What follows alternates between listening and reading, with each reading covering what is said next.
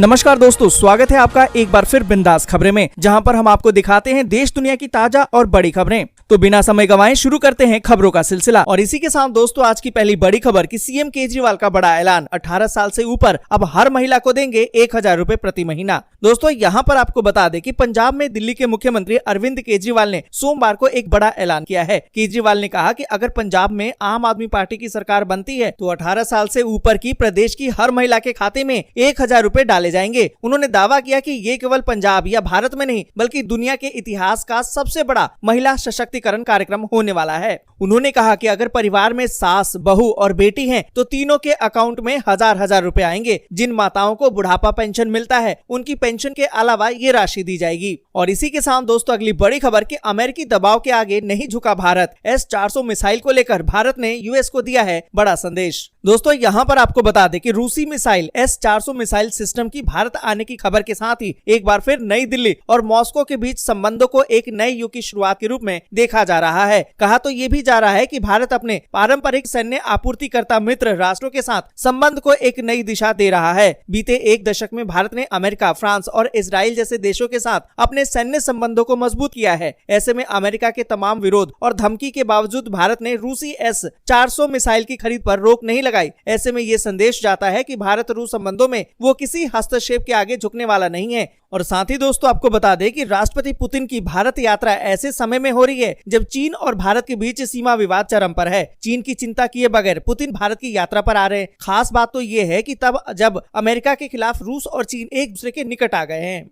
और आपको बता दें कि रूसी राष्ट्रपति की यात्रा का अमेरिका पर गहरा दबाव होगा। अमेरिका किसी भी हाल में भारत को नहीं खोना चाहेगा। आज भारत अमेरिका की सबसे बड़ी जरूरत है, इसलिए अमेरिका चाहेगा कि भारत के साथ उसके संबंध यथावत बने रहें। और इसी के साथ दोस्तों अगली बड़ी खबर कि देश में कोरोना संक्रमण के मामले 538 दिनों में सबसे कम। दोस्तों यहाँ पर आपको बता दें कि भारत में एक दिन में कोविड-19 के 8488 नए मामले सामने आने के बाद देश में संक्रमितों की संख्या बढ़कर 3,45,18,901 हो गई है। बीते 538 दिनों में सामने आए ये सबसे कम दैनिक मामले हैं। वहीं आपको बता दें कि उपचाराधीन मरीजों की संख्या अब घटकर 1,18,443 हो गई है। और इसी के साथ दोस्तों अगली बड़ी खबर कि ममता बोली, दिल्ली आकर पीएम नरेंद्र मोदी से करूंगी मुलाकात। त्रिपुरा हिंसा, बीएसएफ अधिकार क्षेत्र का उठाऊंगी मुद्दा। दोस्तों यहाँ पर आपको बता दें कि पश्चिम बंगाल की मुख्यमंत्री ममता बनर्जी ने सोमवार को कहा कि वो दिल्ली की अपनी यात्रा के दौरान प्रधानमंत्री नरेंद्र मोदी से मुलाकात करेंगी और सीमा सुरक्षा बल यानी कि बीएसएफ के अधिकार क्षेत्र को बढ़ाने के साथ साथ त्रिपुरा में व्यापक हिंसा के संबंधित मुद्दों को भी उठाएंगी। बनर्जी ने ये भी कहा कि वो त्रिपुरा में पार्टी कार्यकर्ताओं पर हमले के विरोध में तृणमूल कांग्रेस यानी कि टीएमसी सांसदों द्वारा किए जा रहे धरने में शामिल नहीं हो पाएंगी, लेकिन निश्चित रूप से उनके साथ एकजुटता व्यक्त करेंगी।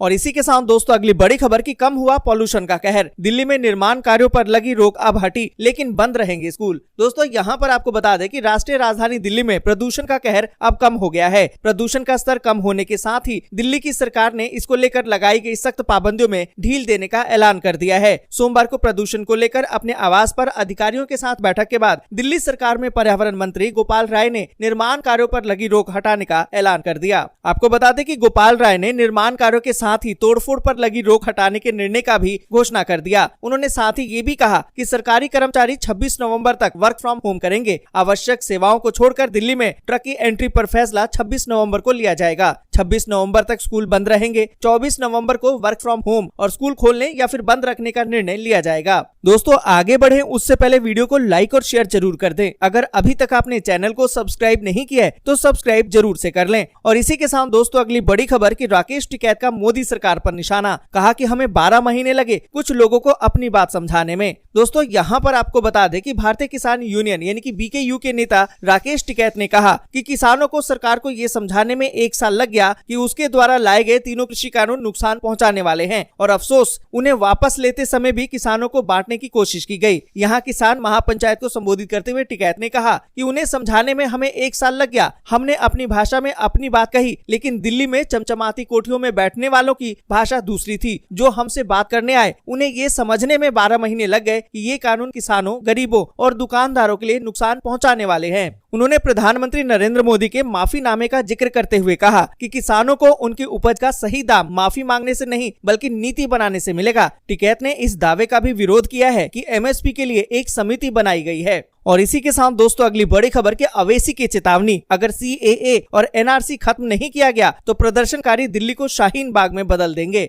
दोस्तों यहाँ पर आपको बता दें कि प्रधानमंत्री नरेंद्र मोदी द्वारा तीनों कृषि कानूनों को निरस्त करने के बावजूद किसानों का आंदोलन अभी भी जारी है। वहीं इस बीच AIMIM के प्रमुख अवैसी ने मांग कर दी है कि नागरिकता संशोधन अधिनियम यानी कि CAA और नागरिकों के राष्ट्रीय रजिस्टर यानी कि NRC को भी वापस लिया जाना चाहिए। आपको बता दें कि उत्तर प्रदेश के बाराबंकी में एक रैली को संबोधित करते हुए अवैसी ने चेतावनी दी कि अगर CAA और NRC को खत्म नहीं किया गया तो प्रदर्शनकारी सड़कों पर उतरेंगे और इसे शाहीन बाग में बदल देंगे। अवैसी ने कहा कि CAA संविधान के खिलाफ है, अगर भाजपा सरकार ने इसे कानून को वापस नहीं लिया तो हम सड़कों पर उतरेंगे और यहाँ एक और शाहीन बाग बनेगा। और इसी के साथ दोस्तों अगली बड़ी खबर की नहीं पिघले हैं किसान, लखनऊ में होगी महापंचायत, MSP गारंटी कानून के बिना नहीं खत्म होगा आंदोलन। दोस्तों यहाँ पर आपको बता दें कि केंद्र सरकार ने तीनों कृषि कानूनों को वापस ले लिया है। इसके बावजूद किसानों का आंदोलन अभी भी जारी है। किसानों ने लखनऊ में महापंचायत का ऐलान किया। आपको बता दें कि इस महापंचायत में राकेश टिकैत भी शामिल हुए।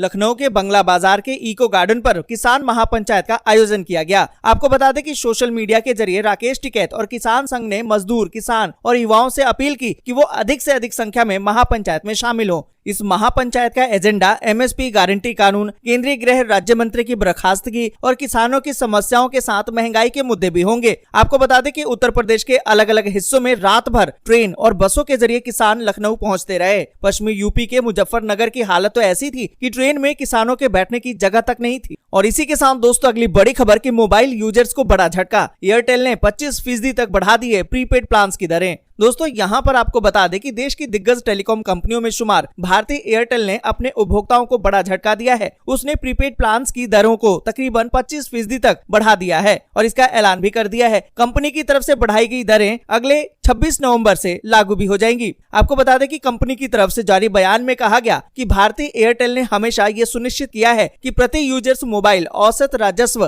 कम से कम 200 रुपए और अधिकतम 300 रुपए होना चाहिए, ताकि पूंजी पर एक उचित रिटर्न आदान प्रदान हो सके, जो वित्तीय रूप से स्वस्थ व्यापार मॉडल की अनुमति देता है। दोस्तों आपको बता दें कि कंपनी ने आगे कहा कि हम ये भी मानते हैं कि ARPU का ये स्तर नेटवर्क और स्पेक्ट्रम में आवश्यक पर्याप्त निवेश को सक्षम करेगा। इसमें भी ये महत्वपूर्ण बात ये है कि एयरटेल को भारत में 5G को रोल आउट करने के लिए काफी जगह देगा। इसलिए पहले कदम के रूप में हम नवंबर के महीने के दौरान अपने टैरिफ को पुनः संतुलित करने का कदम उठा रहे हैं। हमारी नई टैरिफ 26 नवंबर 2021 से प्रभावी होगी। आपको बता दें कि इसके साथ ही 28 दिनों की वैधता अवधि के साथ 75 रुपए के मौजूदा टैरिफ को बढ़ाकर 99 रुपए का कर दिया गया है, जबकि 28 दिनों की वैधता अवधि के साथ 149 रुपए के मौजूदा टैरिफ को बढ़ाकर 189 रुपए कर दिया जाएगा। दोस्तों आज के लिए बस यहीं तक। वीडियो आपको अच्छी लगी हो तो लाइक और शेयर जरूर कर दें। अगर अभी तक आपने चैनल को सब्सक्राइब नहीं किया है तो सब्सक्राइब जरूर से कर लें।